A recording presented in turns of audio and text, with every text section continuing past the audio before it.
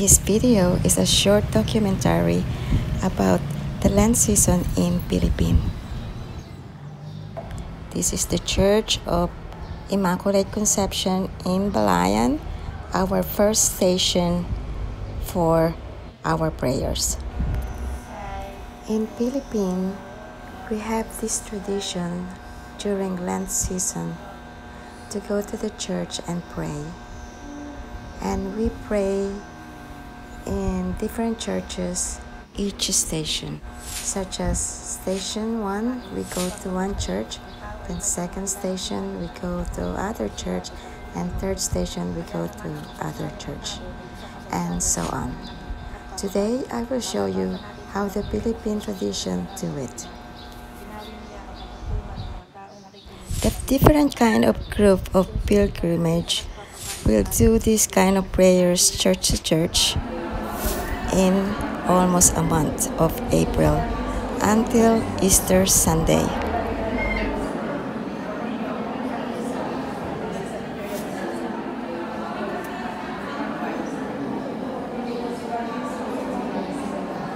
As you can hear, the prayers are echoing everywhere, somewhere in the church.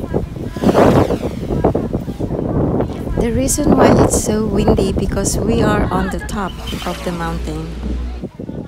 Ours has elevators and you have to pay to go up there to see the beautiful view of the area.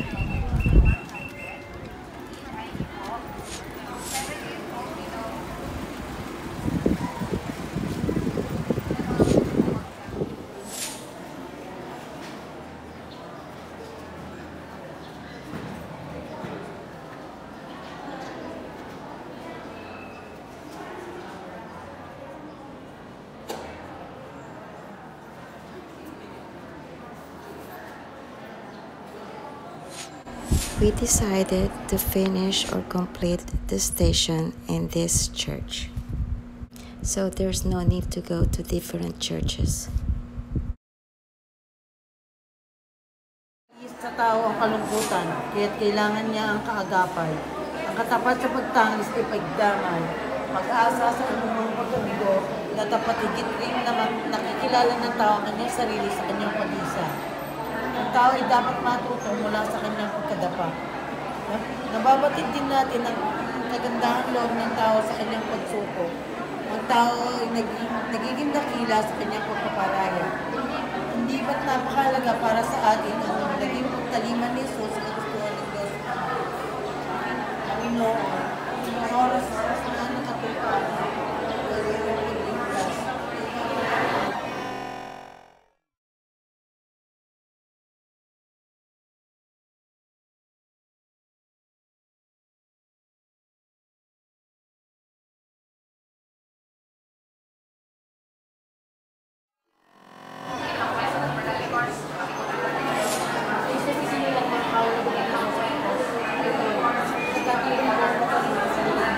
dahil hindi naman nila sinurutan ng isang kalaban na pula-pula. Hindi ko sila na walang makikinig at tinulong sa kanila. Sa kabilang paghawak na ng siyang tungo sa kanyang paling kamay, ang palimang siyang loob ko.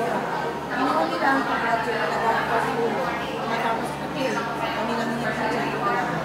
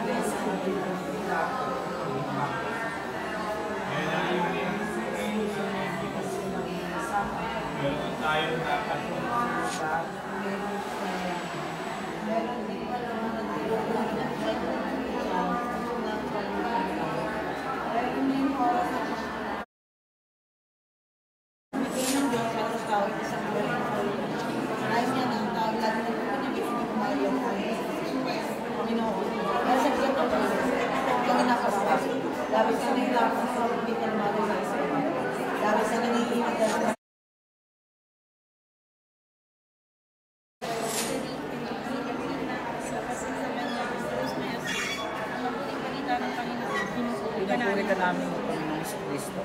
Isa sa magaganda ng natin sa mga bayan kasi tayo pinapakot ng bayan. Kumanasi tayo sa mga ginagawa natin ito dahil sa pag-ibig. Dahil sa pag-ibig sa Isus, tayo na kayo ng buhay para sa atin. Pagka natin sa asaran, pinupuri ka na.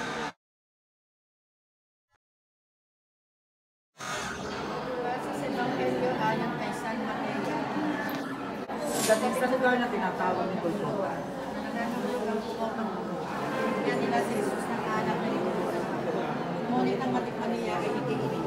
Nang may bakong na siya sa Diyos, kinailangan ang kanilang pinakatihati ang kanyang mga damit matapos magpasok sa palaran. Ang salita ng Diyos. Salamat sa Diyos. Nais na matapos na siya ay lalaki. Magawa siya ng paraan ng siya ay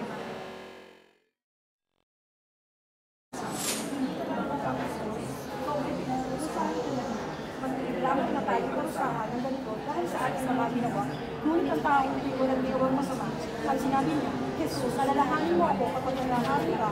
Nasa sumagot si Jesus, sinasabi ko sa iyo, isasama kita sa paraiso. Ang mabuhay ng Pinupuri ka namin. bakit kaya sa isang pagkakas ng tao ay nakakalimutan na sa kung kabutihan kanyang nagawa? Minsan kasi ang ating pananaw sa tao ay nakakalimutan. Palagi natin iniuungkat ang kanyang nakaraan. Ang gamutin din ng mga tao, makukulay na kasi. Tingnan natin ang Panginoon. Pinakalimutan niya ang ating magiging nakahapon. Pinakatawad niya ang nakahapon. Patuloy siyang nagsiwala sa ating muli. Ang Panginoon ang ating dakilang buwan. Panalangin. ang pinamahal niya talaga sa mundo.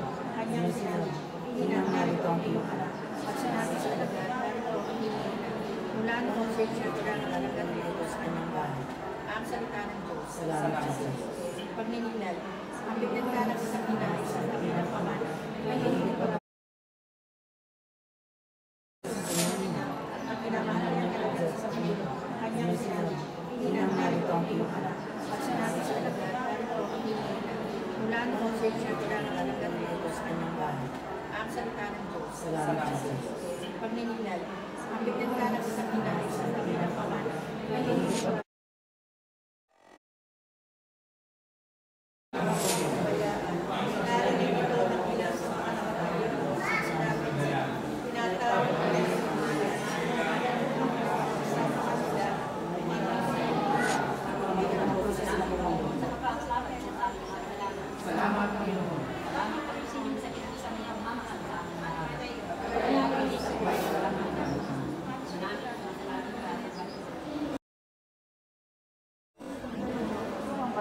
Sa libingan at nakpo sa ibabaw niyon.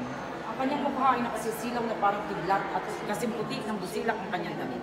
Nanginig sa dakak ng mga pantay at nabulagtang na lumipatay ng aking namin. Ngunit sinabi nito sa mga babae, huwag kayong matakot at kung hinahanap ninyo si Jesus na ipinako sa krus. Wala rin siya rito sapagkat siya tuwing na buhay, glorious, sa amin. Salamat, Panginoon. Salamat, Panginoon, sa pagpapatawad mo sa aming mga kasalanan. Salamat, Panginoon. Salamat, Panginoon, sa pinakita mong pagmamahal sa aming lahat. gabayan ang mga Sa buhay na walang hanggan. Ama namin, sumasalangit ka, sambayin ang ngalan mo, mapa sa amin ang kalarian mo, sundin ang loob mo dito sa lupang para ng nasa langit. bigyan mo kami ngayon ng aming kakasalanan. Tuwarin mo kami sa aming masala, para na pagpapatawad namin sa nakakasala sa amin. At huwag mo kami kaitulog sa tukso, at diyan mo kami sa lahat ng sama. Panginoong Maria, natutulog ka ng grasya, ang Panginoon Diyos ay sumasa iyo. Kapag kang pinagpala sa babaeng lahat at pinagpala naman ang iyong anak na si Jesus. Santa Maria, Diyos, anak ng Panginoon sa lahat, ngayon at kung kami mamatay. Luwalhati sa Ama, sa Anak, at sa Diyos Espiritu Santo. Para sa mga kailangan mo sa Sa ngalan ng Ama, at ng Anak, at ng Espiritu Santo. After 14th station, it followed with the rosary. Then we go downstairs for eating and shopping. SB!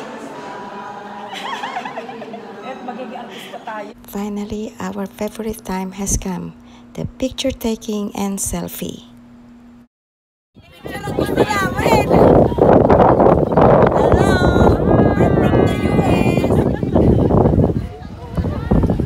At kami makakarating sa YouTube. Makakarating kami sa US. Alam mo, wala lang kakakaw.